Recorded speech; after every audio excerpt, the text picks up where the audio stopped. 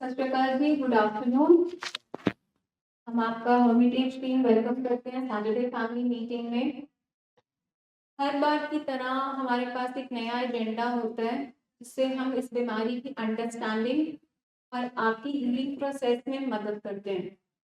हम ऐसे अवेयरनेस लेके आते हैं इस बीमारी के लिए ताकि हम अपने लव्ड वन की रिकवरी और अपनी रिकवरी दोनों में हम आगे बढ़ते रहें, प्रोग्रेस करते रहें। क्योंकि रिकवरी एक हीलिंग अफेयर होता है पेशेंट का और उसकी फैमिली का। दोनों जब कोलैबोरेशन में आते हैं, दोनों जब विन विन डील में आते हैं, तो हमें वो रिजल्ट्स मिलते हैं जो हम इस बीमारी के ट्रीटमेंट से एक्सपेक्ट कर रहे होते हैं।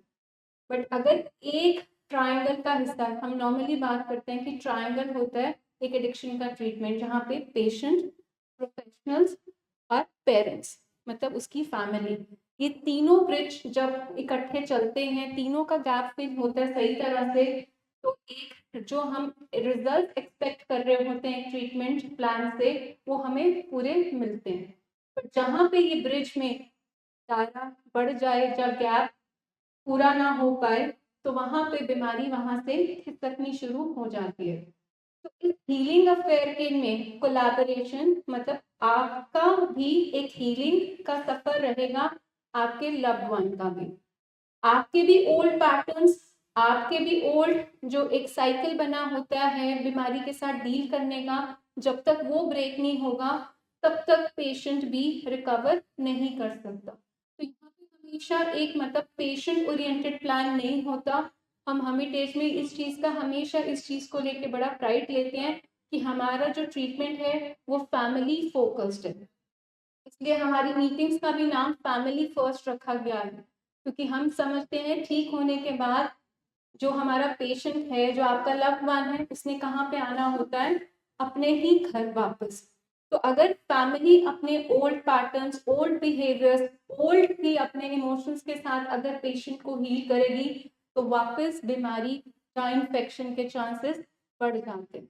इसलिए हम हमेशा बात करते हैं कि इस हीलिंग प्रोसेस में आपका भी रिकवर होना, आपका भी चेंज होना बहुत ज़रूरी है, क्योंकि एडिक्शन को फैमिली डिजीज कहा जाता है।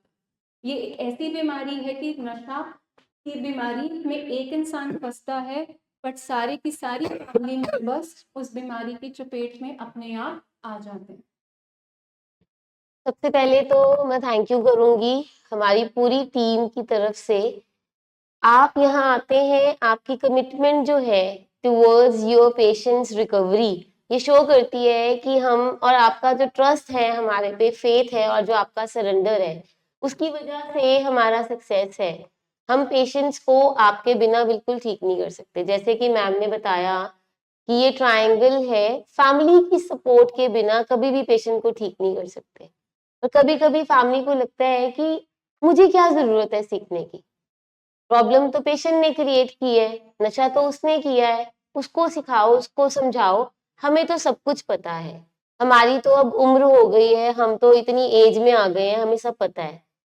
तो आपको बता दें, आपने कभी लाइफ में गलत नहीं किया, पर जाने अनजाने में कुछ ऐसे पैटर्न्स हुए हैं जो हमें पता ही नहीं कि हमसे हो गए हैं। कोई भी माँ बाप, कोई भी भाई बहन, कोई भी वाइफ कभी नहीं चाहती उनका लव्ड वन एडिक्शन में जाए। तो हमने यहाँ पे अंडरस्टैंड करना है कि ये जो बीमारी है कब कब हावी हो जाती है, ये बीमारी एक बार ठीक होके दोबारा से कब हावी हो जाती है, कौन से ऐसे पैटर्न्स हैं, कौन से ऐसे हमारी खुद की कुछ हैबिट्स हैं या पैटर्न्स हैं जिसकी वजह से हम भी उस लूप में फंस जाते हैं। तो आज का जो हमारा टॉपिक है वो ये है, science of relapse in families during the addiction treatment. ये कहा जाता है कि पेशेंट जो हमारा है वो बाद में रिलैप्स करता है, फैमिलीज पहले रिलैप्स करती हैं। रिलैप्स का क्या मतलब है, कोई चीज आपकी, आप ठीक चल रहे हैं लेकिन उसमें लैप्स हो गया, चलते चलते वो बिगड़ गई है वो एक चीज। फॉर एग्जाम्पल, हमने पहले भी बात करी हुई है, इंश्योरेंस पॉलिसीज होती है, आपने उसका प्रीमियम नहीं भरा तो वो लैप्स हो जाती है पॉलिसी, जितने पैसे पहले भरे थे वो आपके जीरो हो जाते हैं, आपको दोबारा से एक पॉलिसी लेनी पड़ती है, वो रिन्यू नहीं होती अगर आप उसकी टाइम पे किस्त नहीं भरते।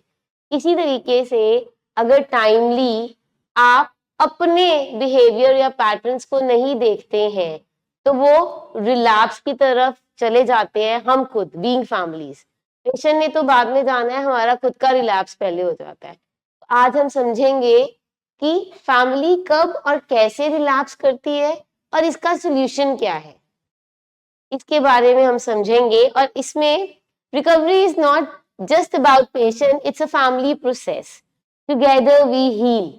रिकवरी सिर्फ पेशेंट का नहीं है कि उसने रिकवरी करनी है, ये फैमिली प्रोसेस है।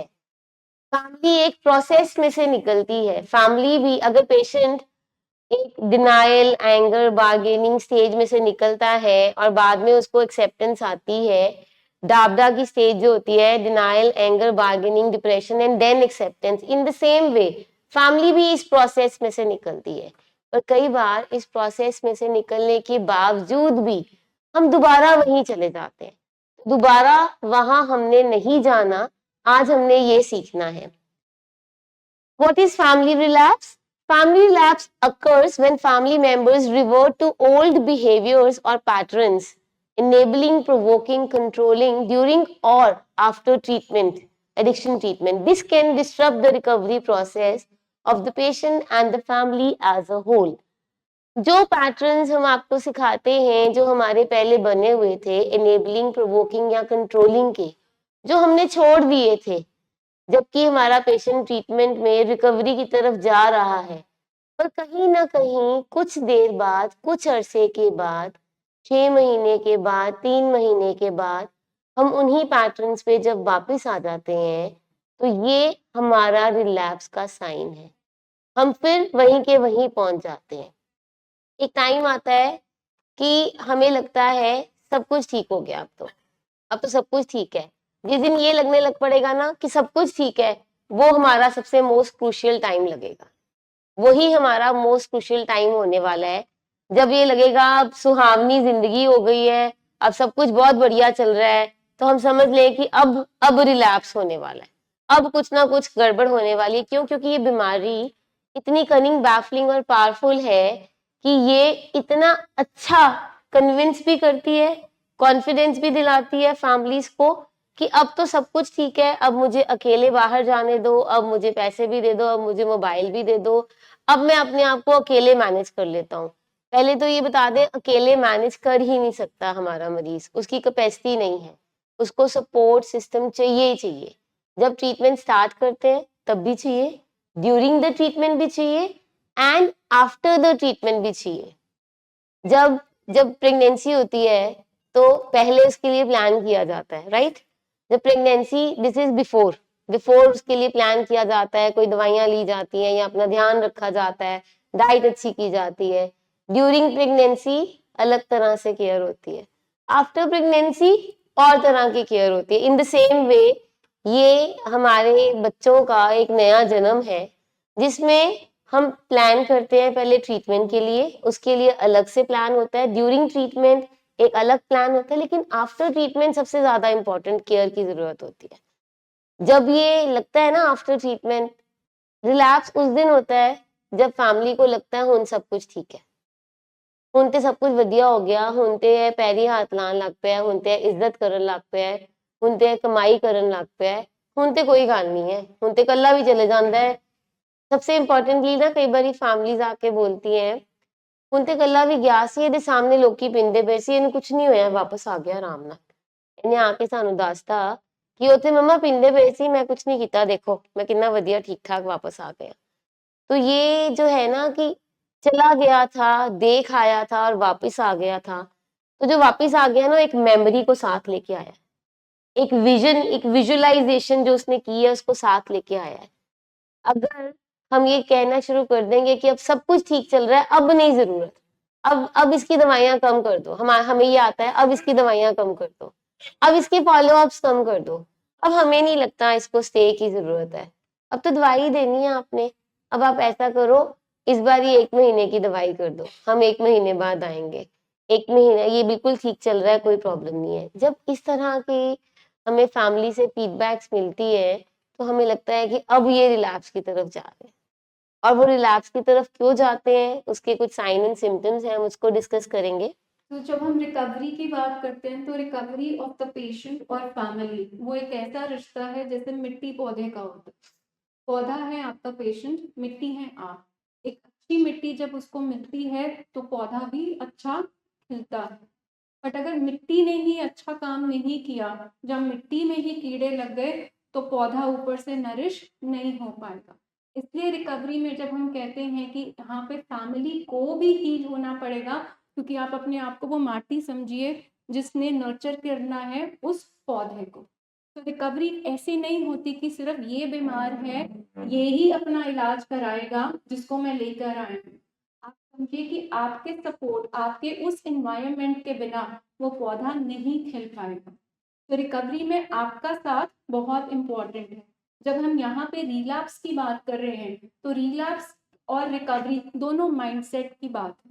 रिकवरी का मतलब कि आप एक ऐसा माइंडसेट ले आए जिसमें एक पेशेंट का ईमान बना कि मुझे ठीक होना है, मुझे इस बीमारी से निकलना है। और जब वो ईमान से फिसल गया और अपने पुराने पैटर्न्स पे आ गया, वही हेरा फेरी, वही झूठ बोलना जहाँ नशे में आ गया, उसको हम बोलेंगे रिलैप्स ऑफ द पेशेंट। और जब हम यहाँ पे रिलैप्स ऑफ फैमिली की बात कर रहे हैं तो इसका मतलब एक टाइम पे फैमिली ने अपना मन बनाया, ईमान लेके आई कि मेरे हाथ खड़े हैं, मैं इसको ठीक नहीं कर सकता, इसलिए मैं ये पूरा का पूरा चार्ज किसको दे रहा हूँ, ट्रीटिंग टीम को। बट वो ईमान लाते लाते हम उस पर कायम रहे। बट फिर जब सब कुछ ठीक होना शुरू हुआ, हमारा ईमान, हम फिसल गए, हमारा माइंडसेट चेंज हो गया। अब हमें लगा कि हम अपने आप इसको ठीक कर सकते हैं। अब इसे इलाज की ज़रूरत नहीं, अब इसे दवाइयों की ज़रूरत नहीं, इसे रेगुलर फॉलोअप्स पे जाने के लिए ज़रूरत नहीं। जब ये माइंडसेट आना शुरू होता है तो इसका मतलब यहाँ पर फैमिली रिलैप्स होना शुरू होगी। रिलैप्स का मतलब कि बीमारी के कुछ लक्षण जो पहले गायब हो गए थे वो अब वापस हो गए। पर जब हम अपने रिलैप्स की बात करें एज अ फैमिली, तो मेरे कुछ बिहेवियर जहाँ पे मैं बीमारी को सपोर्ट कर रही थी, उसके लिए कवर अप कर रही थी, उसके लिए एक्सक्यूजेस बना रही थी, उसे हर टाइम कंट्रोल कर रही थी, जहाँ अब उसे हमेशा गुस्से से, जहाँ उसकी बेइज्जती करके उससे ठीक करने की कोशिश कर रही थी, वो चले गए थे। बट अब जब सब कुछ ठीक हुआ, मेरे वो पैटर्न्स वापस कहीं ना कहीं आने शुरू हो गए। मतलब सावधानी हटी, दुर्घटना घटनी शुरू हो गई। तो जब मेरे साइन और सिम्टम्स ऐसे वापस आएंगे, मेरे बिहेवियर में, मेरे इमोशंस में, मेरे बातचीत करने के तरीके में, तो इसका मतलब मैं कहीं ना कहीं रिलैप्स की तरफ बढ़ रही हूँ। मतलब बीमारी के वो साइन एंड सिम्टम्स मेरे अंदर दिखने शुरू हुए। तो अगर मिट्टी में अब कीड़ा डलना शुरू हुआ तो आपको लगता है पौधा ठीक रहेगा, पौधा खिलेगा, वो पौधा भी कहीं ना कहीं मुरझा जाएगा। इसलिए ये जो स्टेटमेंट हमेशा दी जाती है कि पेशेंट के रिलैप्स से पहले रिलैप्स कौन होता है, उसकी फैमिली। इसलिए क्योंकि उसके अंदर कुछ ऐसे स्वभाव में, उसके बातचीत करने के तरीके में, उसके डील करने के तरीके में पहले जैसे वो रवैये वापस आ रहे हैं, जिसके कारण अब पेशेंट भी अपनी बीमारी को लाइटली ले रहा है। कह रहा है कि हो जाएगा, आ गया मुझे सब समझ, मैं कर लूंगा। जो विल पावर का नारा जो वो लेके पहले बैठा था, उसके अंदर वो वापस आ गया। और फैमिली को भी लगता है कि हाँ, ये अपनी विल पावर से, जहाँ हमें इस 100 दिन के प्रोग्राम से सब समझ आ गया, अब हम अपने तरीके से इसे ठीक कर लेंगे। जब आपके अंदर इस तरह की सोच, आपका माइंडसेट इस तरह से काम करना शुरू हो जाए, तो समझ लीजिए हम कहीं ना कहीं कहाँ बढ़ रहे हैं, रिलैप्स की तरफ। तो रिलैप्स का मतलब कि उन साइन एंड सिम्टम्स का वापस आना जो ड्यूरिंग द रिकवरी प्रोसेस आपके चले गए थे, बट अब वापस आपका केयरलेसनेस, जब पुराना वो रवैया वापस आ रहा है, क्योंकि अब आप अपने लव्ड वन को देख पा रहे हो कि वो ठीक है।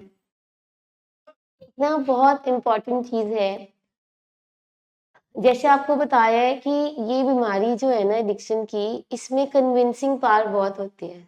हमारे जो पेशेंट होते हैं, आप याद रखेंगे, आपका लव्ड वन और उसकी बीमारी दोनों अलग अलग चीजें हैं।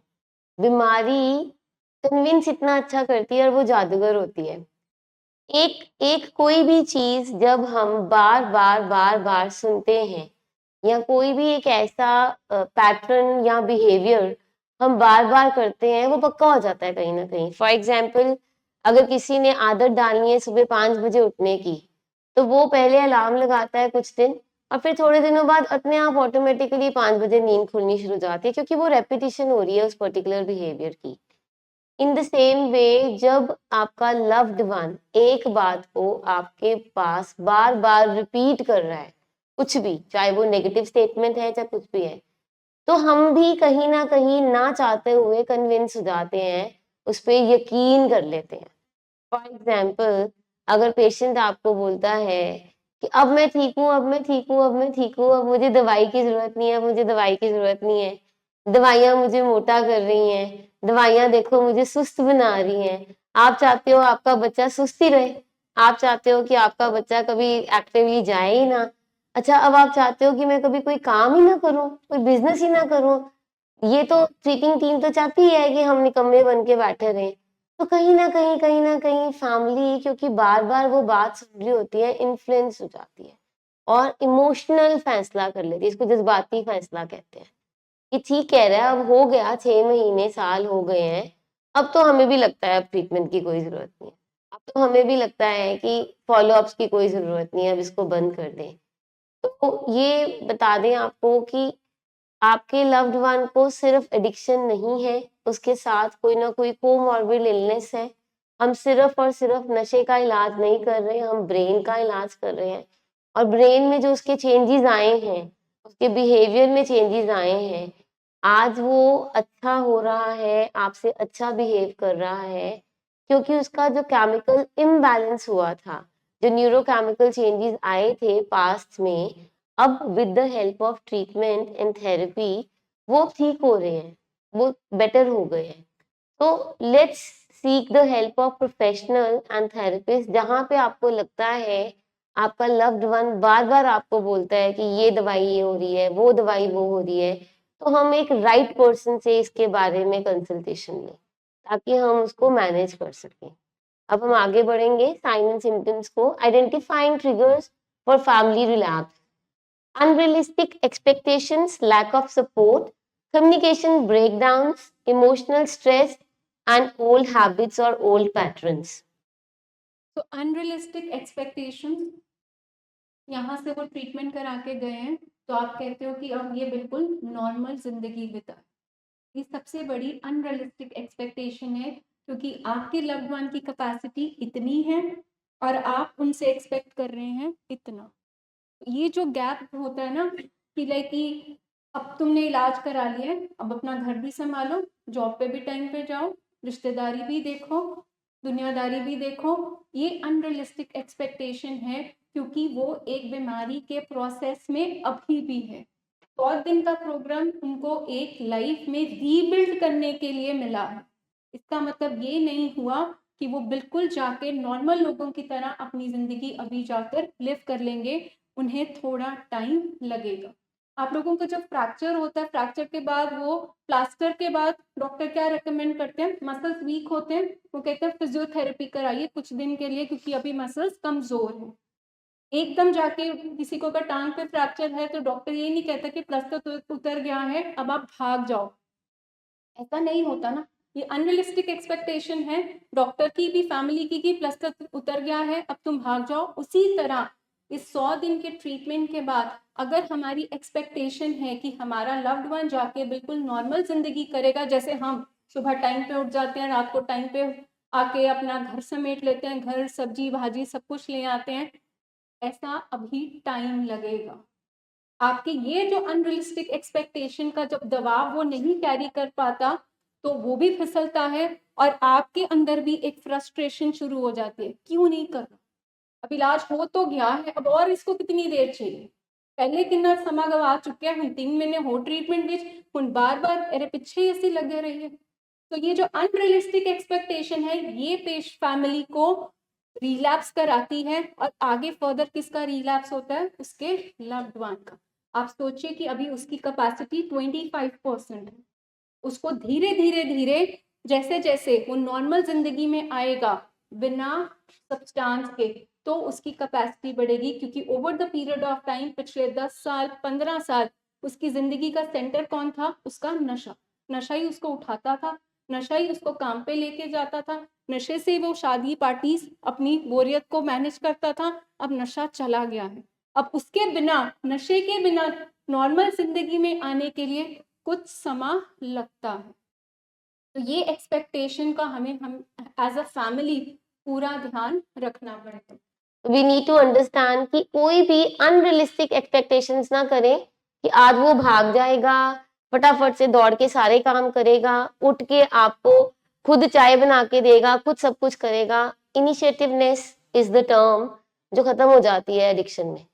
एडिक्शन में उद्यम खत्म हो जाता है पेशेंट्स में, क्योंकि उसमें एक ही चीज का उद्यम होता था पहले। पहले उसको अगर 5 बजे उठ के अपना एडिक्शन अरेंज करनी है तो भागा भागा जाता था। आज अगर उसको आप 5 बजे उठने के लिए बोलते हो तो वो कहता है मैं 10 बजे से पहले नहीं उठ रहा।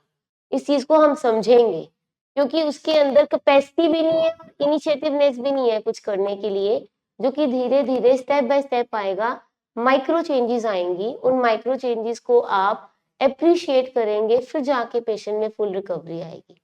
जैसे किसी का चूल्हा टूट गया है, किसी को स्टंटिंग हुई है, या कोई और मेडिकल प्रॉब्लम के कारण पेशेंट को टाइम लगता है दोबारा अपनी नॉर्मल लाइफ में आने के लिए, और हम उसको पुश भी नहीं करते हैं, इतना सपोर्ट करते हैं उसको। किसी का चूल्हा टूट गया, हम पकड़ के उठाते भी हैं उसको, उसको हम वॉकर भी देते हैं। लेकिन यहाँ एडिक्शन की बीमारी में हम कुछ नहीं पकड़ के कराते।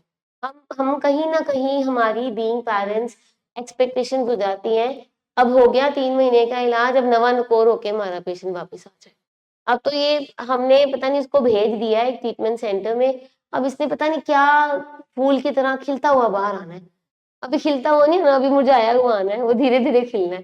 स्लोली स्लोली खिलेगा आपका फूल। Next next is lack of support, जो मैंने आपको बता दिया है कि हम वो सपोर्ट नहीं कर पाते जो हम बाकी बीमारियों में कर देते हैं। एंड लैक ऑफ सपोर्ट हमने बड़ा कॉमन देखा है, हॉस्पिटल में ही हम देखते हैं कि जब वहाँ पे शाम को इवनिंग सेशंस लगते हैं तो लैक ऑफ सपोर्ट वहीं पे दिख जाती है। मैडम इन्नू ले जाओ, ठीक है, इन्हें नशा किया, इन्नू मीटिंग सुनाओ। This is first sign lack of support का। नशा उसने किया है बट बीमारी सारे घर में है। लैक ऑफ सपोर्ट, तेरी मीटिंग तेरे फॉलो तू देख, ਹੁਣ तेरे पीछे ਅਸੀਂ फायर लगे रही है, तेनू छड़ के आइए, तेनू लेके आइए, सानू होर कोई काम नहीं है। दिस इज अनदर, ये जो टोन है जिस तरह से हम कह रहे हैं उसको, ਹੁਣ तेरे पीछे ही लगे रहिए, ਹੁਣ अपना सारा ਅਸੀਂ ਹੁਣ काम छड़ के बस तेरे नाल ही बहिए। This is lack of support. Understand कि जिस इंसान ने नशा छोड़ा है वो बड़ा एक डीप फेस में से जा रहा है, उसके अंदर एक पेन छुपी पड़ी है। अगर आपका सपोर्ट उसको नहीं मिलेगा, उसको सहारा नहीं मिलेगा, वो कैसे अपने आप को उस बीमारी से बाहर निकालेगा। तो ये जो हम कई बार लैक ऑफ सपोर्ट वाली सिस्टम कहते थे, तेरे कारण मैं ब्याह नहीं देखन चालू, तेनू कला थोड़ी छड़ जावा, ये जो स्टेटमेंट हम जब देते हैं उसको लगता है कि हाँ वाकई वो कल्परेट है। तो इस तरह का जब हम स्टेटमेंट देंगे ये शो करता है मैं नहीं जाऊंगा इवनिंग मीटिंग में, तू जा, हम रोज, मैं थोड़ी रोज 6 बजे जाके कुर्सियां पे बैठ जाऊंगा hospital. This is another lack of support. We need to see that कि क्या, और अगर आप वाइस वर्सा करें कि सपोर्ट सिस्टम में कि हम इकट्ठे मीटिंग देखते हैं, हम इकट्ठे मीटिंग देखते हैं, अब ये दो सिचुएशंस में देखो तो कौन से पेशेंट की हीलिंग जल्दी होगी? तो हम बोलेंगे हम तुम्हारे साथ हैं, हम मीटिंग साथ चलते हैं, सुनते हैं, हम मीटिंग साथ सुन लेते हैं। और अगर स्टेटमेंट आ रही है ले हम तेरे स्यापा करी जाइए ऐसी रोज, तो आपको लगता है कि वो पेशेंट की हीलिंग हो पाएगी? हाँ जी ma'am. It is not ready to attend any of the meeting. तो उस केस में जब हम कहते हैं रिकवरी का प्रोसेस फैमिली के थ्रू शुरू होता है, पेशेंट की बारी बाद में आती है। फैमिली में जब चेंजेस आने शुरू होते हैं तो रिकवरी भी कंटेजियस है, तो वो पेशेंट को अट्रैक्ट करती है। जब फैमिली की स्टेबिलिटी पेशेंट देखता है कि अब मुझे रिएक्शंस नहीं मिल रहे हैं, मुझे प्रोवोकिंग नहीं हो रही है, ठीक है, मुझे एक सिर्फ सपोर्ट किसके लिए बोला गया है, बीमारी के लिए हम सपोर्ट करेंगे। जब आपके अंदर वो बदलाव को देखता है तो उसका पार्ट 2 शुरू होता है। कभी ये एक्सपेक्टेशन मत रखना कि पहले पेशेंट ठीक होगा और फिर हम ठीक हो जाएंगे। उल्टा गेम है। फैमिली पहले ठीक होती है, पहले प्रोग्राम को समझती है, उन चेंजेस को देख के फिर पेशेंट का आगे स्टेप 2 चलता है। वो ट्रीटमेंट सेंटर पे पहुंच गया है बट वो बहुत बेमन है, वो सिर्फ आप पे एहसान कर रहा है कि आप मुझे ले आए हो, जहाँ आप पे गुस्सा कर रहा है क्योंकि उसे लगता है उसको तो अभी इलाज की जरूरत नहीं थी, वो तो अपने आप छोड़ सकता था। तो रिकवरी का प्रोसेस फैमिली के थ्रू शुरू होगा। वो जो हम ट्रायंगल की बात करते हैं हमेशा, तो वो ट्रायंगल फैमिली के थ्रू पेशेंट को जाता है और इधर प्रोफेशनल्स पेशेंट के थ्रू जा रहे होते हैं। तो हम कभी उल्टी गंगा नहीं बहा सकते कि मेरा पेशेंट ठीक होगा, मेरा पेशेंट समझेगा, मैं अपने आप बाद में कर लूंगी। पहली अंडरस्टैंडिंग आपकी जरूरी है कि मेरे लव्ड वन को हुआ क्या है, वो क्यों बैठा है यहाँ पे, और मेरे कौन से वो बिहेवियर्स थे जिसने उसकी बीमारी को बढ़ाया है। तो पहले हमसे शुरुआत होगी। मैम आपके पेशेंट का नाम क्या है? ठीक है, अभी अभी he is into the first step, अभी वो प्ले पेन में है, अभी उसने प्ले पेन के बाद नर्सरी फर्स्ट आगे जाना है, यूकेजी एलकेजी सब करनी है। He is into the first step, और अभी उनके जो बताया है न्यूरोकेमिकल इम्बैलेंस है ब्रेन में, वो भी गया नहीं है, ही इज जस्ट स्टार्टेड। वो सबसे और उसका ब्रेन रिसेप्टिव नहीं है। जैसे हम बैठे हुए सारे, आप बैठे हैं हमारी बात सुन रहे हैं समझ रहे हैं, आप एक रिसीविंग मोड में है तभी हम बता पा रहे हैं आपको। अगर आप में से कोई रिसीविंग मोड में नहीं होएगा तो हम बता नहीं पाएंगे जो हम आपको हेल्प करना चाहते हैं, जो हम अवेयरनेस देना चाहते हैं into the addiction treatment. He is not into receiving mode अभी। अभी उसकी केमिकल इम्बैलेंस इतना ज्यादा है कि वो केमिकल बैलेंस होएगा पहले, वो रिसीविंग मोड में आएगा, then he'll start coming. अभी हम थोड़ा way back है, we are into the process, step by step he'll come. I can understand your pain as a mother कि हम लोग आ रहे हैं तो वो भी आए, वो भी बैठे, but अभी it is too early. थोड़ा सा chemical imbalance ठीक हो जाएगा, आप खुद देखेंगे उसका behavior better होना शुरू हो जाएगा, then he'll start listening to you. Right? अच्छा, इसमें जो support की बात की जा रही है, जब हम स्टार्ट करते हैं ट्रीटमेंट एज अ फैमिली, हमारी विल यहाँ होती है, विल फैमिली के पास विल होती है, स्किल नहीं होते। पेशेंट के बाद विल भी नहीं होती और स्किल भी नहीं होते, वो सीखते हैं। फैमिली की विल यहाँ होती है और फैमिली कहती है कि जैसे आप बोलोगे डॉक्टर साहब वैसे करेंगे। 3 महीने क्या, 6 महीने क्या, साल क्या, 2 साल क्या, इन्नू बस तुसी ठीक कर दो किसी तरीके नाल। ਸਾਡੇ ਘਰ ਦੇ ਵਿੱਚ ਜੋ ਦੁਰਗਤੀ ਹੋਈ ਹੈ ਨਾ, ਇਹਨੂੰ ਤੁਸੀਂ नॉर्मलाइज कर दो, जो ਤੁਸੀਂ कहोगे ਅਸੀਂ उस तरह ही करेंगे। धीरे धीरे धीरे क्या होता है, with the passage of time family की विल नीचे आनी शुरू होती है, फैमिली की विल डाउन चले जाती है, फिर हमें ट्रीटमेंट सेंटर दूर लगने लग पड़ता है, फिर हमें हमारे काम ज्यादा इंपॉर्टेंट लगने लग पड़ते हैं, फिर हमें छुट्टियां भी नहीं मिलती पेशेंट के साथ आने के लिए, फिर हमारे घर में शादियां या और फंक्शंस आने शुरू हो जाते हैं, वो हमारे लिए इम्पोर्टेंट हो जाते हैं। फिर हमें लगता है कि सर्दी बहुत है, आप इतनी जल्दी मत बुलाओ, 15 दिन बाद बुला लेना। लेकिन जब हम आते हैं ना, आए हम सर्दी में ही होते हैं, कड़ाके की ठंड में हम पहली बार आए होते हैं, बाद में जब ट्रीटमेंट चल रहा होता है फिर हमें सर्दी ज्यादा फील होनी शुरू हो जाती है। तो ये कुछ साइंस हैं, हम खुद से पूछेंगे बीइंग फैमिलीज कि जिस दिन हम पहले दिन लेके आए थे तब हमारी पेन कितनी थी। Pain is the right word, हमें अपनी पेन कभी नहीं भूलनी है। जिस दिन हम अपनी पेन भूल जाएंगे ना, तब फैमिली रिलैप्स की तरफ जाएगी। ये जो सपोर्ट की बात की है, जैसे किसी को फ्रैक्चर हो गया है, किसी का चूल्हा टूट गया है और हम उसकी बैसाखी बन जाते हैं, उसको पकड़ते हैं, सपोर्ट करते हैं हर चीज के लिए, इस ट्रीटमेंट में भी हमने उसकी बैसाखी बनना है। बैसाखी सिर्फ फिजिकली नहीं, इमोशनली भी और साइकोलॉजिकली भी, क्योंकि उसकी भी अपनी इमोशंस हिली हुई हैं, उसको नहीं समझ आ रही है हमारे लव्ड वन को, और साइकोलॉजिकली वो कई बार फैसले नहीं कर सकता, उसकी कैपेसिटी नहीं है। So this is the support as a family which you need to give. वो सपोर्ट चली जाती है, एक टाइम आता है हम अक जाते हैं, थक जाते हैं, तो वो हमें वो सपोर्ट कहीं ना कहीं मिसिंग हो जाती है, वो सपोर्ट मिसिंग नहीं होनी चाहिए।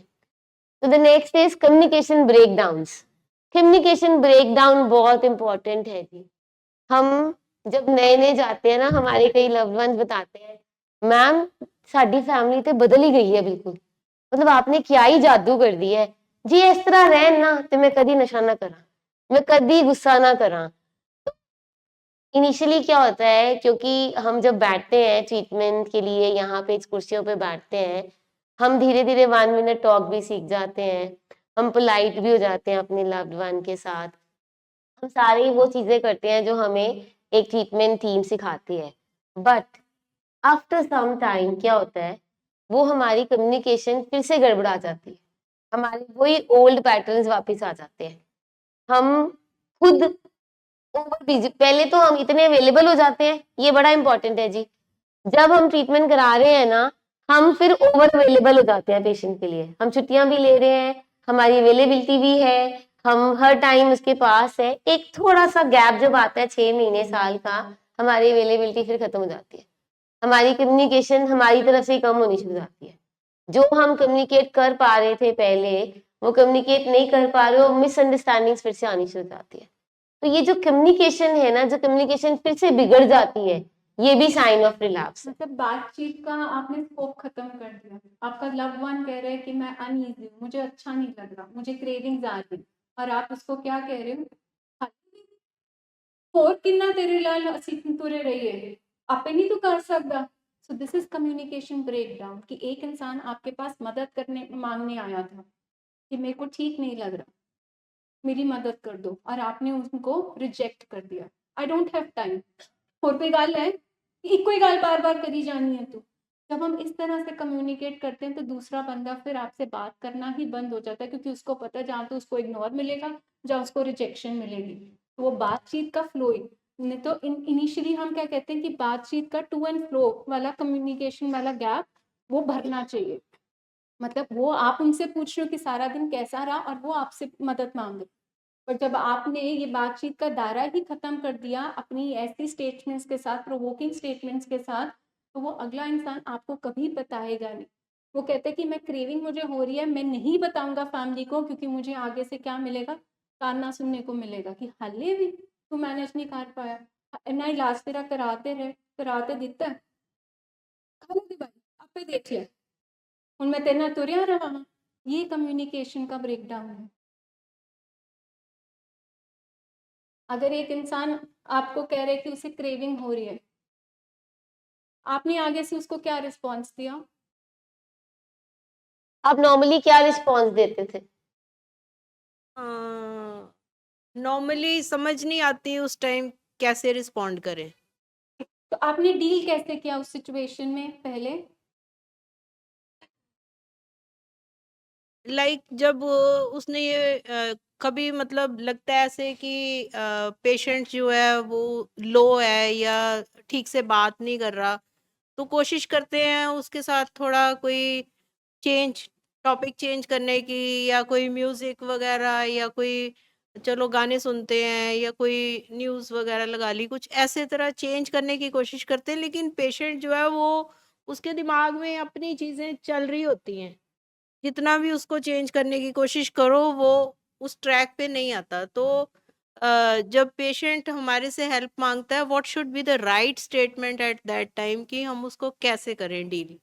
तो राइट स्टेटमेंट अगर हम स्पेसिफिक क्रेविंग्स का लें, ठीक है, कि ठंड बड़ी है, मेरा दिल कर रहा है कि मैं 2 पैग लगा लूँ। ठंड बड़ी है, मेरा दिल कर रहा है कि मैं वापस 1 सिगरेट मुझे दे दीजिए।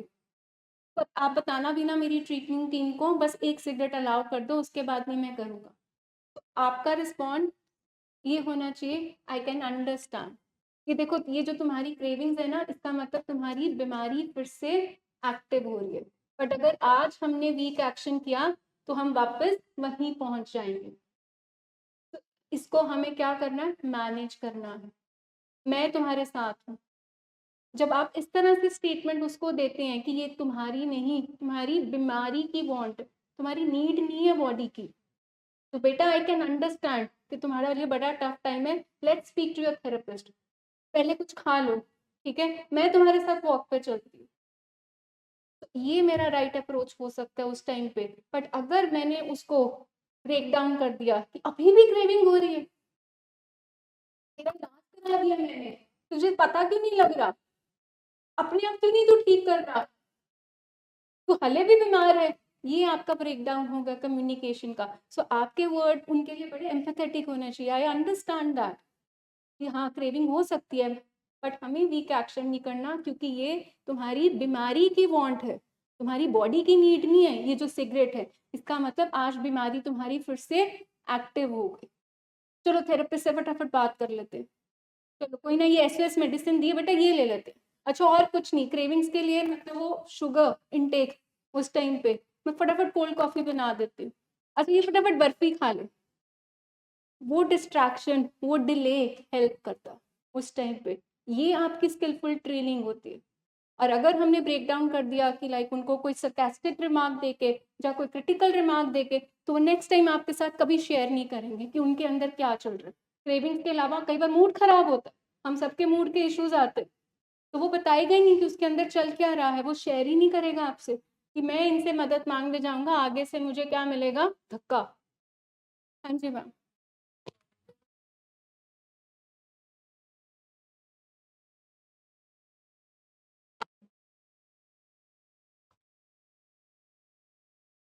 My patient wanted, he was in the car, he wanted one cigarette, but then his wife persuaded me, let's go for a drive again and this and that. But then he put the car in the neutral, चलती car को neutral में डाल दिया. Then in another incident, he tried to open the door and get down of the car. He stopped his wife to call you people. So in this case, there was a lot of she had to really fight for craving to stop his craving, and many times she took him to the cafe also, and this was very hard moment. And ultimately, when Nancy said, "मुझे तो ऐसा लगता है mummy एक cigarette दे ही देती मैं इसको." So this situation, and last में उन्होंने बोला कि वो गाड़ी में, क्योंकि ये बहुत बार होता है कि हमारे जो पेशेंट होते हैं वो कहते हैं नहीं काउंसलर को फोन नहीं करना, आप दे दो, yeah, ठीक है। एंड उस टाइम पे उन्होंने बोला कि उन्होंने अनबी का डाटा इंटरवेंशन हाँ पढ़ा। जी, हाँ जी, हाँ जी, तो वो जो डाटा इंटरवेंशन, जब उन्हें सिगरेट की बहुत क्रेविंग एक्यूट हो रही थी, तो जब बेटी ने जो डाटा इंटरवेंशन लिख के भेजा था, शी रेड दैट, तो उन्होंने बोला कि मुझे नहीं नहीं चाहिए। जी, हाँ, देखिए हम आपकी तैयारी इसलिए ही कर रहे हैं, मतलब ये जो रिकवरी का जो सफर है ये स्मूथ नहीं होने वाला, हाँ जी, ठीक है। वो कहते हैं ना, वो smooth sea never make skilful sailor. okay, तो ये स्मूथ सी तो वैसे ही नहीं है रिकवरी का, तो बहुत सारी टाइड्स आनी है, अप एंड डाउन वाली। So you need to be prepared उस चीज के लिए कि उसमें अगर हम गिव अप कर देते हैं कि हम एक सिगरेट दे देते हैं, दैट स्टिल मींस कि कहीं ना कहीं हम हार गए, बीमारी जीत गए। वो तो वैसे ही बहुत बीमारी तगड़ी है। हाँ जी, हाँ So ji, there are going to be very tough moments. So this is, तो अनुजा मैम ने फिर मेरे को लिखकर भेजा कि ma'am I wanted to handle the situations, क्योंकि अल्टीमेटली ये कभी ना कभी तो होगा। So let Yeah. me handle this. Yeah. So I will manage. So मैं कहा you don't have to give cigarette, but you have to manage that situation. तो situations आएंगी, but solution ये नहीं है कि हम उनको बोले कि हाँ जाके ले लो। तो the thing is कि ठीक है, आप ऑप्शन दे सकते हैं, अगर आप ले रहे हो तो उसके बाद इमीडिएटली हम ट्रीटिंग सेंटर में जा रहे हैं, क्योंकि आपकी बीमारी का बुखार वापस आ रहा है। The patient should know that. वैसे बाकी बीमारी में अगर फीवर वापस आ रहा है तो दैट मीन्स कहीं ना कहीं इन्फेक्शन है, और अगर कहीं ना कहीं मेरा ये वापस आ रहा है तो simple, that's your choice, one liner में that's your choice, but next choice is I will do the right action, that is your treatment centre. तो patient should get that very assertive message for that. मतलब उस time पे हमें argue नहीं करना होता patient के साथ, नहीं कर सकते, ऐसा कैसे करोगे, मैं क्यों ला के दूं, ये स्टेटमेंट्स नहीं काम करती उस टाइम पे। One line, I can understand, but if you did that then I will do the right next action. Data intervention उन्होंने किया, वो बहुत स्ट्रॉन्ग एक्शन किया, बहुत स्ट्रॉन्ग एक्शन था, I really appreciated. And but at the end of the day when she came back then she confessed कि मुझे तो ऐसे लग रहा था आज तो दे ही दूं मैं। गिव अप करने का। हाँ, हाँ, तो उस समय क्योंकि प्रैक्टिकल जो सिचुएशंस होंगी दे आर वेरी हार्ड। हम हाँ आपकी जी। तैयारी इसीलिए कह रहे हैं कि क्वेश्चन पेपर हम आउट है, बट पता नहीं कौन सा क्वेश्चन आ जाए, बहुत इजी difficult होगा है। या बहुत डिफिकल्ट होगा। सो गेट रेडी फॉर दैट। आपकी तैयारी बार बार मीटिंग्स में यही करा रहे हैं हम कि क्वेश्चन पेपर पे एक आधा आउट ऑफ द सिलेबस आ जाना है, तो तैयारी होगी तो हम कुछ ना कुछ उसमें से तो लिख ही आएंगे। फिर पासिंग मार्क्स वाला थ्रेटनिंग वाला भी एस्पेक्ट है कि भाई अब की बार मैं नहीं जाऊंगा, वो लोग यहाँ आएंगे मेरे पास। नेवर माइंड, आ जाएंगे हम। नेवर माइंड, अच्छा, एक मैम ने भी क्वेश्चन पूछा, आपने भी बोला, जब कोई इंसान आपके पास, आपका लव्ड वन या कोई भी रो रहा होता है, तो हम सबसे पहले क्या करते हैं? What do we do? First thing जो हम करते हैं, चलो वाइप द टीयर्स हो गया, दूसरी चीज क्या करते हैं? और क्या करते हैं? सबसे पहली चीज क्या करते हैं जब भी कोई रो रहा होता है? सबसे पहले आप जब हमारे पास आते हैं और आप जब इमोशनल होते हैं और आप रो रहे होते हैं, हम सबसे पहले क्या करते हैं? सबसे पहले हम पानी देते हैं आपको, वाटर। पानी हमेशा अपने साथ रखें, ठीक है? कहीं भी जा रहा है patient, take a bottle of water, हमेशा आपके पास होनी चाहिए। सबसे पहले हम चुप कराते हैं, पानी पिलाते हैं, फिर हम बातचीत करते हैं। जो कम्युनिकेशन की बात हो रही है ना, जो सपोर्ट की बात हो रही है, देखो आपका पेशेंट, आपका लव्ड वन आपसे गुस्सा कर रहा है, आपको धमकी दे रहा है, आपसे डिमांडिंग कर रहा है कोई सी चीज की, या दोबारा से वो चीजें मांग रहा है, he is crying from inside. Why he is crying from inside? वो उसकी क्राई है, उसकी एडिक्शन की क्राई है, वो रो रहा है अंदर से, क्योंकि उसके बस की बात ही नहीं है। आपको पहले ही बताया है, उसकी कैपेसिटी तो है ही नहीं है। उसमें कैपेसिटी होती तो आज वो यहाँ थोड़ी ना पहुंच जाता। ये जो जितनी भी वो बिहेवियर्स कर रहा होता है ना, वो अंदर से रो रहा होता है, तो सबसे पहले आपने उसको चुप कराना है।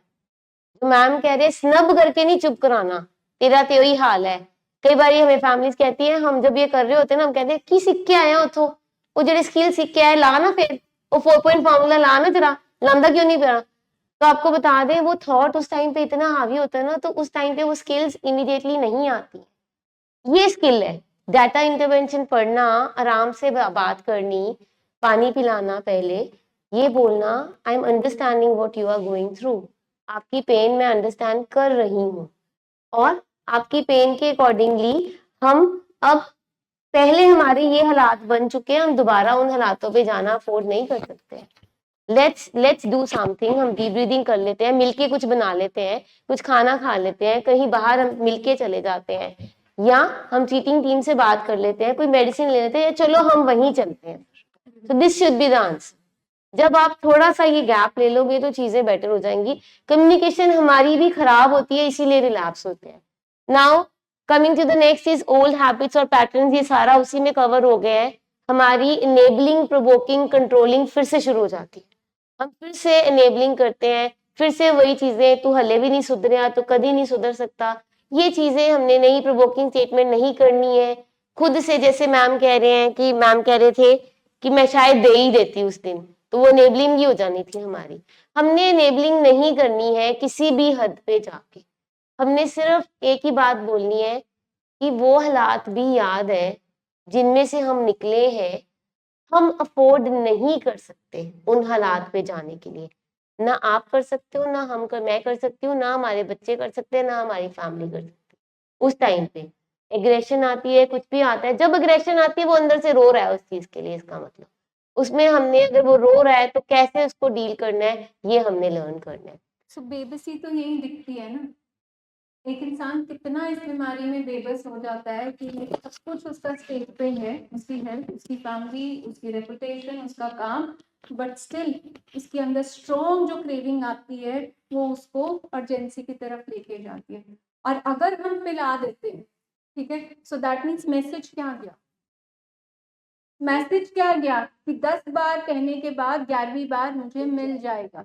तो ट्रीटमेंट सेकेंडरी हो गया, तो हमारा इनेबलिंग बिहेवियर प्राइमरी हो गया, तो ट्रीटमेंट खिसक गया, एग्जिट हो गया। तो no matter what it is, I know बहुत हार्ड है, but solution providing them with that means कि आपने सरेंडर कर दिया टूवर्ड्स इलनेस। सरेंडर कहाँ करना था? प्रोग्राम को। तो हम बात कर रहे हैं आज relapse, science of relapse in the families में। सबसे पहले आपसे एक सवाल पूछूंगी, किस किस को पेशेंट के रिलैप्स का बहुत डर लगता है, रिलैप्स ना हो जाए?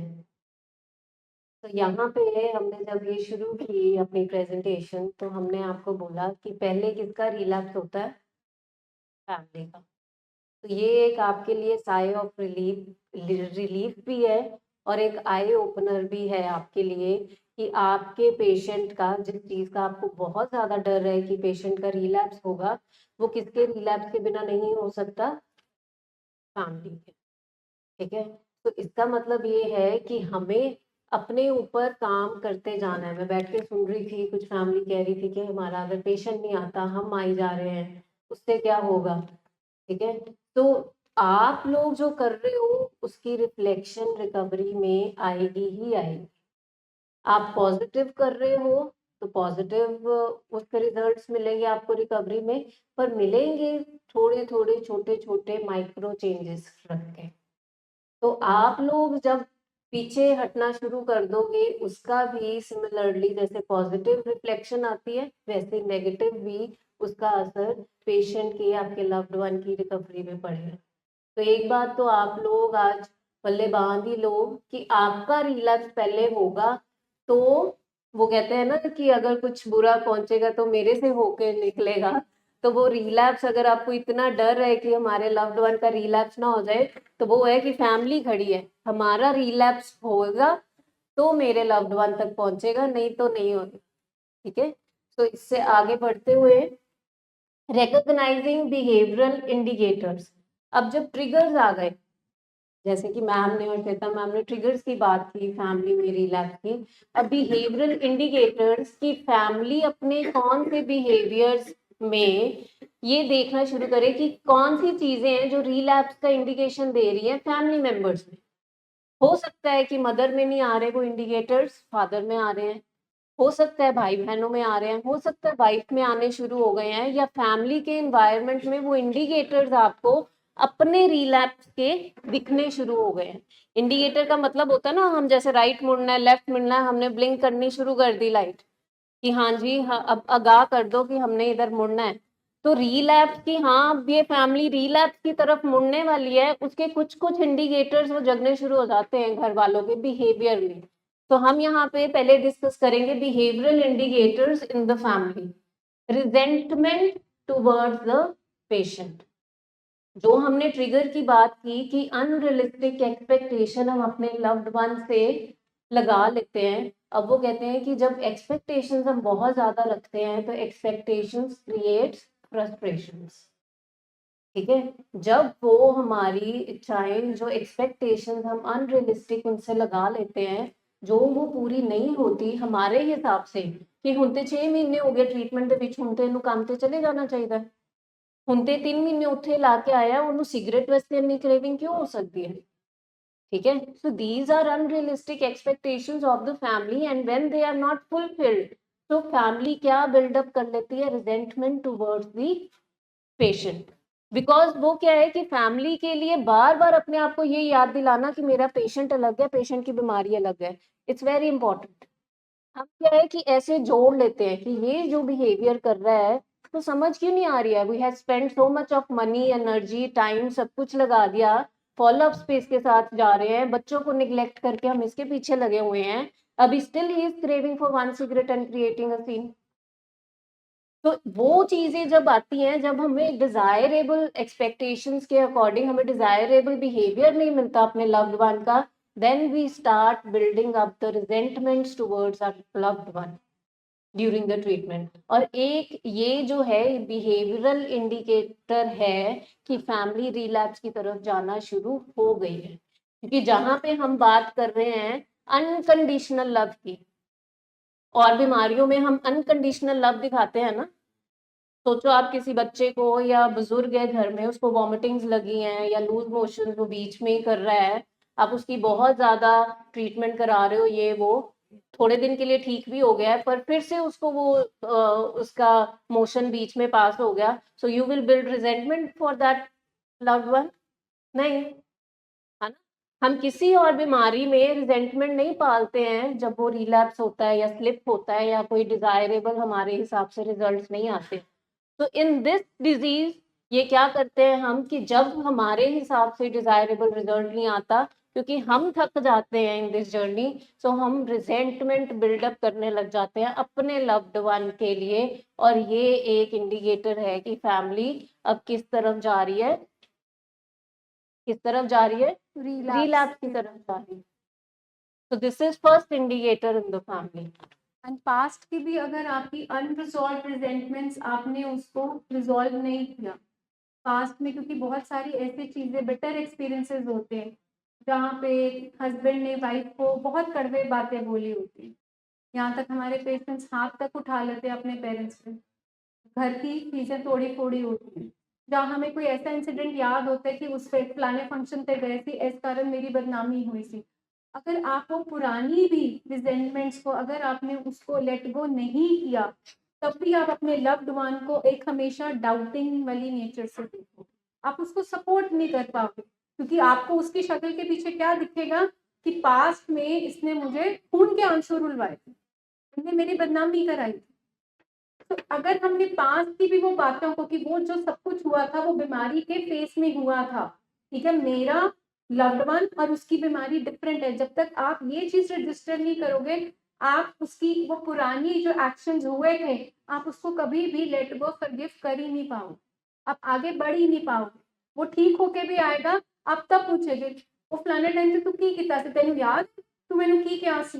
अगर आप यही बातें उसको कुरेद कुरेद के पूछोगे कि तूने उस टाइम पे ये कहा था या ये किया था मेरे साथ, तो वो कैसे आगे बढ़ेगा। तो अगर आप पुरानी बातों को मतलब पुराने जख्मों को फिर से कुरेदोगे, तो इसका मतलब आप रिलैप्स की तरफ बढ़ोगे और उसका साथ में उसको अट्रैक्ट करोगे रिलैप्स की तरफ। तो रिकवरी ऑलवेज सेज दैट आगे बढ़ो, लेट गो, वो जो हुआ बीमारी में हुआ उसका, और प्रेजेंटली एक्सपेक्टेशंस, क्योंकि आपकी होपिंग विशिंग आपकी एक्सपेक्टेशन जो पूरी नहीं होगी उसका प्रेशर भी किसके ऊपर आप डालोगे, अपने लव्ड वन के ऊपर, क्योंकि आपके हिसाब से वो चीजें नहीं हुई। तो इसका मतलब रियलिस्टिक एक्सपेक्टेशन क्या होगी, ये बीमारी में इस कोर्स में इस फेज में कितनी उसकी कैपेसिटी बिल्ड हुई है। मैं कुछ ज्यादा तो नहीं एक्सपेक्ट कर रही, बीमारी तो क्रॉनिक है, ताउम्र बीमारी ने ना चलना, मैनेजमेंट सारी जिंदगी की मुझे देखनी पड़ेगी, तो मैं इतनी जल्दबाजी में स्पीड पोस्ट में कैसे बिलीव कर रही हूँ कि फटाफट फटाफट। क्या आपको लगता है कि ये बीमारी वो है 6 सेकंड वाली, इनो खाया और इनो खाने के बाद 6 सेकंड में एसिडिटी गॉन। तो हमें क्या लगता है एडिक्शन इस तरह से है कि हमने ये 100 दिन का प्रोग्राम किया और उसके बाद हमारी बीमारी बिल्कुल ठीक होगी और बिल्कुल हम नॉर्मल हो गए। ये अनरियलिस्टिक एक्सपेक्टेशन है। आप बीमारी समझो तो see, primary, chronic, progressive, fatal if untreated, ऐसी बीमारी के साथ आप डील कर रहे हो, तो आपकी अंडरस्टैंडिंग बहुत इंपॉर्टेंट है। Moving to the next indicator जो बिहेवियर में आता है, it's micro managing the patient. Excessive control can lead to rebellion and further strained relationships.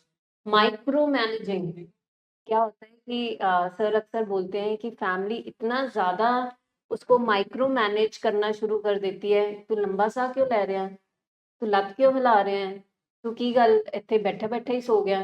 तो सारी जो हमारे घर की निगाहें हैं वो कहाँ है, हमारे लव्ड वन के ऊपर। ये 1 घंटा ज्यादा सो गया है, ये 1 घंटा कम सो गया है, इसने बाथरूम में इतना टाइम लगा दिया है। बिकॉज ये जो हमारी माइक्रो मैनेजिंग बिहेवियर है, ये कहाँ से आ रहा है, बिकॉज ऑफ आर फियर। जो हमने ट्रॉमा और जो सारी चीजें हमने एडिक्शन की जर्नी में देखी हैं, उन सभी चीजों ने हमें ऐसा over a period of time बना दिया है फैमिलीज को, कि हम जो है हर एक चीज किस नजर से देख रहे हैं, शक की निगाह से देख रहे हैं, ठीक है। बट वो बिहेवियर एक्चुअली क्या कर रहा है, हमारे लव्ड वन की हेल्प नहीं कर रहा है। बिकॉज किसी भी चीज को, जैसे मैम ने पौधे का आपको मेटाफोर दिया था कि वो पौधा है और आप मिट्टी हो, ठीक है, कोई भी पौधा अगर फ्लरिश करना है कुछ, उसको वो सूटेबल स्पेस, एयर, एनवायरनमेंट चाहिए, ठीक है। तो कोई भी चीज गलत चल रही है या सही चल रही है, उसको हमें वो स्पेस तो देनी है ना। पर हम क्या करते हैं कि जब हम घर जाता है हमारा loved one, we don't give that space, हम बिल्कुल चिपक जाते हैं उसके साथ कि अब गलती की कोई गुंजाइश ही ना रहे, क्योंकि हम लोग इतनी मुश्किल से हमें वो दिन देखने को मिले होते हैं जो कि हम तरस रहे होते हैं शायद, और हम इतने ट्रॉमेटाइज्ड होते हैं वो सारी चीजों से जो हम देख चुके होते हैं इन एडिक्शन जर्नी। सो हम वो चीज दोबारा देखना नहीं चाहते हैं। सो हमें ऐसे लगता है माइक्रो मैनेज करके शायद हम रोक लेंगे वो चीजें। पर वो क्या है कि जैसे वो मिट्टी हम पकड़ने की कोशिश करते हैं हाथ से, वो जितना मर्जी we try to manage and catch that sand, वो स्लिप करती जाती है हाथ से, और ऐसे ही फिर हमारे लव्ड वन का बिहेवियर है, हम जितना माइक्रो मैनेज एंड हम उसको सफोकेट कर देंगे, we will not give that space कि चलो अगर स्लिप हो भी जाए तो हम नेक्स्ट स्टेप क्या करना है, ये तैयारी होनी चाहिए। दिस इज प्रोएक्टिवनेस जो फैमिलीज ने सीखनी है। हम हर टाइम उसको हम माइक्रो मैनेज नहीं कर सकते। कितनी देर कर लोगे ना, कितनी देर साथ रह लोगे, साथ सो लोगे, बाथरूम में चिटकनियां नहीं लगाएंगे, या कितनी देर हम करेंगे। एटलीस्ट हमें कुछ ना कुछ धीरे धीरे धीरे धीरे वो एक्सपोजर, वो स्पेस पेशेंट को with the consultation of the therapist and doctor, वो चीज सेंसिटाइज हमें करना पड़ता है अपने लव्ड वन को, टू सी कि अब वो कैसे चल रहा है। जब हम बच्चे को भी चलना सीखता है बच्चा, तो हम पहले तो वॉकर में असिस्ट करते हैं, फिर हम हाथ पकड़ते हैं, बट हमें पता होता है माँ को कि बच्चे ने आगे जाके गिरना ही है 2 कदम लेके, बट फिर भी वो हाथ छोड़ती है ना, छोड़ते हैं ना हम। That is how they learn to walk, step लेना आगे सीखते हैं। तो वो आपको कि वो 2 कदम 3 कदम उनको चलने देना है, टू सी कि आगे हमारी प्रोग्रेस कैसे चल रही है। अगर हम उसको पकड़ के ही रखेंगे या असिस्ट और माइक्रो मैनेज करते रहेंगे, he will not be able to walk. तो हमें जैसे जैसे हम छोटे बच्चे को सिखाते हैं, वैसे ही हमें इनके साथ भी वही बिहेवियर, वही ट्रीटमेंट, वही नरिशमेंट हमें इनको नर्चर करना पड़ना है। तो कंट्रोलिंग में आप कहें कि 24/7 आप पुलिसिंग कर लेंगे, इनके पीछे साए की तरह कर लेंगे, आप भी थक जाएंगे और वो भी इरिटेट हो। तो कहते हैं ना, वो कंट्रोल करने के कैंसर में थे, वो कंट्रोल कर रहे हैं अपने नशे को, और आपके अंदर कैंसर कौन लगा हुआ है, कौन सा लगा हुआ है कि उनको कंट्रोल करने का। तो controlling is a cancer which is not curable. ना उनकी कभी ये क्वांटिटी कंट्रोल होगी, ना आप अपने लव्ड वन को कंट्रोल कर सकते। तो all you need to do is कि क्या ये पुलिसिंग जो आप साए की तरह चिपके रहोगे। हम इस हद तक पूछते हैं क्या सीख के आया मीटिंग में, क्या समझ आया, मुझे नोट्स तो दिखा। अच्छा एक बात तो बता दे, टू द एक्सटेंट हम इतना ज्यादा किसी के ऊपर दबाव डालते हैं, वो हमसे क्या होता है, कन्नी कतराना शुरू हो जाता है कि इनके पास अब कोई बात ही नहीं रही है। मतलब एज अ ह्यूमन मेरी फीलिंग्स के बारे में नहीं पूछ रहे, वो पूछ रहे क्या सीख के आया, बता तो सी क्या समझ आया, स्किल क्यों नहीं यूज कर रहा, कहाँ जा रहा है, क्यों जा रहा है। मतलब घर में एक कचहरी लगी हुई है, कब क्यों कहाँ, क्यों बैठा है, ऐसे क्यों है, मुंह क्यों बनाया हुआ है, अकेले क्यों बैठा है। As a human he also goes lot of emotions per day. But अगर हर टाइम पे आप एक इंटेरोगेशन मोड में रहेंगे, पुलिसिंग मोड में रहेंगे, तो वो प्लांट खिल नहीं पाएगा। Moving to the next behavioral indicator is avoidance. Emotional or physical distance can disrupt critical family support system.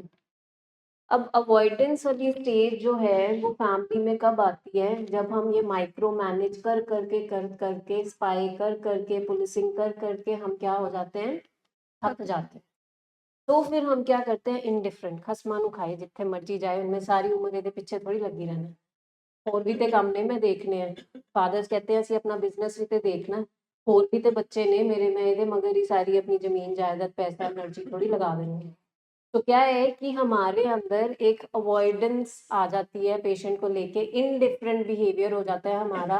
वो कब आ रहा है कब जा रहा है, मैं तो ਹੁਣ ਮੂੰਹ ਹੀ ਬੰਦ ਕਰ ਲਿਆ, मैं तो ਹੁਣ बोलती नहीं, मैं तो देख के भी कुछ नहीं कहती हूँ, ये जाने तो ਇਹਦੀ उम्र जाने, ठीक है, ये अपनी जिंदगी ठीक करना है, ਹੁਣ ਮੇਰੇ ਵਾਸਤੇ ਤੇ नहीं है, ये अन्ने समझदार हैगे है कि अपनी लाइफ च इन्होंने की करना है। ऐसी स्टेटमेंट्स आती है ना हमारी।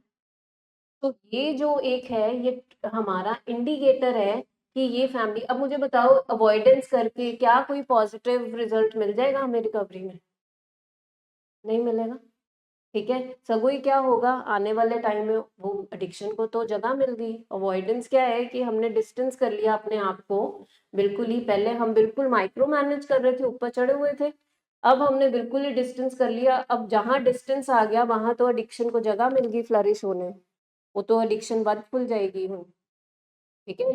तो अवॉइडेंस भी एक बहुत ही अहम इंडिकेटर है बिहेवियर में कि हाँ, वो फैमिली जो कि पेशेंट से बिल्कुल इंडिफरेंट, हम यहाँ पे भी देखते हैं फॉलोअप पे, जिनको हमने बोला फॉलोअप पे आओ बट वो फॉलोअप पे नहीं आ रहे, मेडिसिन लिखवाने आ रहे हैं, उनके अटेंडेंट्स कुछ भी नहीं बोलते, मैम जो ये बोलता है वो कर दो, ਅਸੀਂ ਤੇ ਕੀ ਕਰੀਏ, ਮੈਂ ਨਹੀਂ ਕੁਝ ਕਹਿਣਾ, ਹੁਣ ਮੈਂ ਬਸ ਆ ਗਈ ਹਾਂ ਇਹਦੇ ਨਾਲ, ਜਿੰਨੇ ਦਿਨਾਂ ਦੀ ਕਹਿੰਦਾ ਮੈਡਮ ਦੇ ਦਿਓ ਦਵਾਈ, ਅਸੀਂ ਤੇ ਬੋਲਣਾ ਬੰਦ ਕਰ ਦਿੱਤਾ।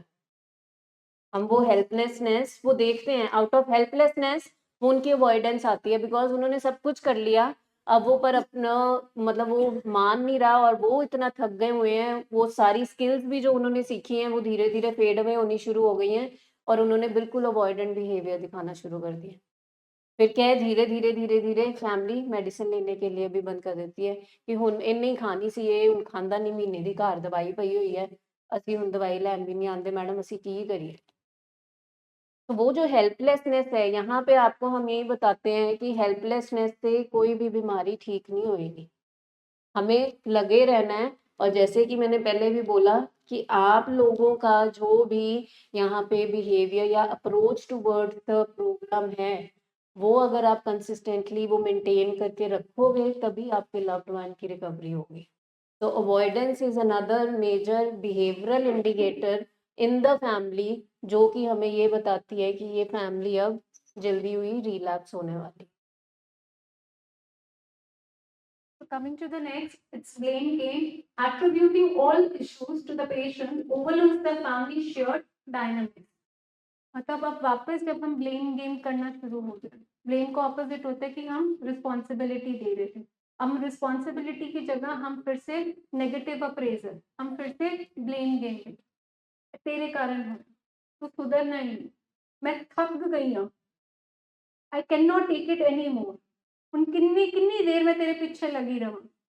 मतलब दैट मीन्स कि आपने सिर्फ और सिर्फ प्रेशर किस पे डाल दिया, सारे का सारा भार डाल दिया एक जने पे जो अभी कैरी नहीं कर सकता। जो कुछ होए ना जेडे घर दे हालात है तेरे कारण लॉसेस जो कम जो नुकसान हुए तेरे कारण, तेरी हरकत कारण हुए। जब हम इस तरह से वापस नेगेटिव अप्रेजल शुरू करते हैं अपने लव्ड वन के साथ, वो पुराने मुद्दे वापस लेकर आते हैं जहाँ पे हम उसको विलन इकरार करते हैं कि जो भी आज घर के हालात हैं, जो जिस कंडीशन में हम हैं, मे बी बिजनेस, वो किसके कारण है, तुम्हारे कारण।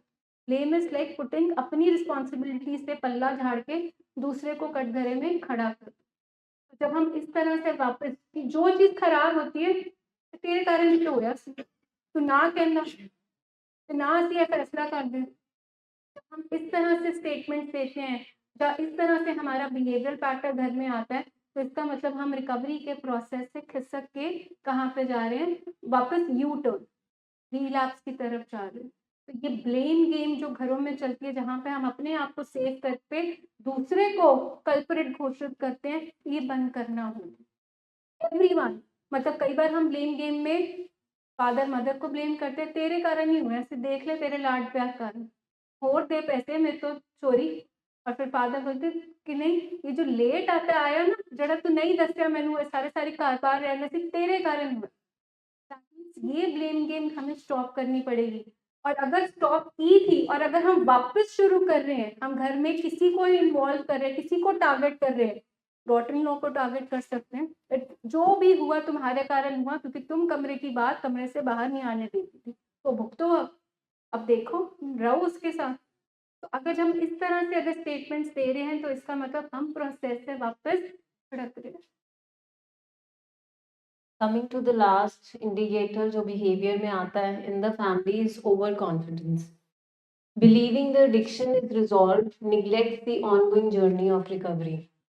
अब क्या है कि हमें फैमिली को ये बहुत जल्दी नज़र आ जाता है कि हमारा लव्ड वन बहुत ओवर कॉन्फिडेंट है, बट फैमिलीज में भी ये इंडिकेटर आता है जब सब कुछ स्मूथ चलना शुरू हो जाता है, बिकॉज जो चीज़ आप इतनी शिद्दत से कर रहे हो, आप लोग मेहनत कर रहे हो, तो ऑब्वियसली रिजल्ट तो आएंगे।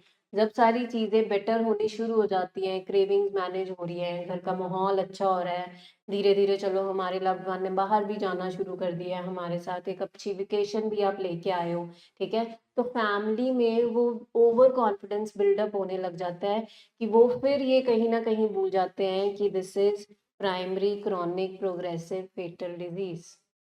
और ये वो डिजीज है जो कि आ गई है, जो बार बार बार बार अगर हम लाइफस्टाइल चेंजेस, अगर हम प्रिकॉशंस इंस्ट्रक्शंस जो हमें एक स्ट्रक्चर में रहने को बोला गया है, अगर हम वो नहीं फॉलो करेंगे अपनी ताउम्र, तो कभी भी ये बीमारी फिर से हमारे घर पे हावी हो सकती है। वो जो हाथी हमें लग रहा है कि हाँ हमारे घर से निकल गया है, वो फिर से आके वहीं पे बैठ जाएगा जहाँ पे वो पहले बैठा था। तो जो हम ये सोचते हैं कि हमारे लव्ड वन को ये सारी चीजें ध्यान में रखनी है, सेम फैमिली के लिए भी वही चीजें हैं ध्यान में रखने के लिए कि फैमिली खुद का रिलैप्स ना हो, क्योंकि आपसे होके ही वो चीजें वहां तक पहुंचेगी। आप, क्योंकि एडिक्शन क्या है, वो वेट कर रही है, इट्स नॉट देम, उनकी एडिक्शन है जो वेट कर रही है कि इनमें से एक ढाल, जैसे एक टीम की बात कर रहे हैं हम कि ये है, हम है और आप है, कि कहीं ना कहीं एक जो वो टीम का पोल है वो कहीं वीक हो और मैं क्रीप इन कर जाऊं, दोबारा से वो ताक में है वो एडिक्शन, वो बीमारी, कि मैं कैसे उस घर में घुस सकती हूँ, क्योंकि उसने तो इतने साल राज किया है ना हमारे घरों में, सब कुछ तो हमने दाव पे लगा दिया उसके लिए। अब वो जो राज उसका छूटा है तो वो तो दैट इज लुकिंग कि कहाँ पे कोई दरार, कोई वीक एक्शन हो और मैं दोबारा से वहां पे जाके राज कर सकूं। तो वो अगर हम ऑन गोइंग, हम कंसिस्टेंसी, कंप्लायंस की बात, कमिटमेंट की बात बार बार करते हैं, इनके साथ भी और आपके साथ भी इसीलिए करते हैं क्योंकि ये जो बीमारी है ये बहुत ही कनिंग, बैफलिंग और पावरफुल है। और ये जब हम ये बोल रहे था उम्र, हाँ this is hard reality, but हमें एक्सेप्ट करना पड़ेगा कि ये बीमारी हमेशा है। जब हमने थोड़ी सी अपनी नजर हटाई तो दुर्घटना घटने के चांसेस हैं।